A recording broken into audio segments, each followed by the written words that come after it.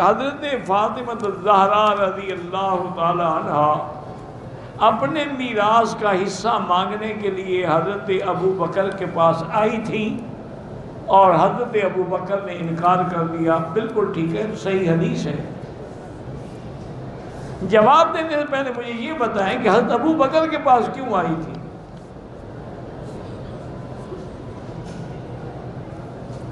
تمہیں سمجھ نہیں آئی شاید بات. بھائی حضرت ابو بکر کو خلیفہ مانا تو درخواست لے کے آئی نا. اگر وہ خلیفہ ہی نہ مانتی تو درخواست کیوں دیتی؟ پہلے تم خلیفہ تو مانو، اگلا جواب ہم بعد میں دیں گے. اور ابو بکر نے انکار نہیں کیا، یہ جھوٹ ہے. آپ نے فرمایا کہ سیدہ میں نے تو اپنا مال، متاع، تن، من، دھن، بیٹی سب تیرے ابے کے نام پہ قربان کر دی، میں تمہارا حق کیسے روک سکتا ہوں؟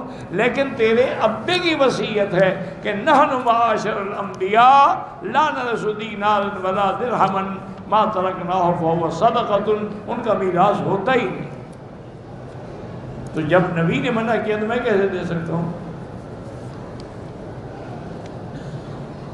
اچھا آپ ایسا کریں کہ چلو ٹھنڈے دل سے، حضرت ابو بکر نے نہیں دیا، حضرت عمر نے نہیں، حضرت علی نے دے دیا.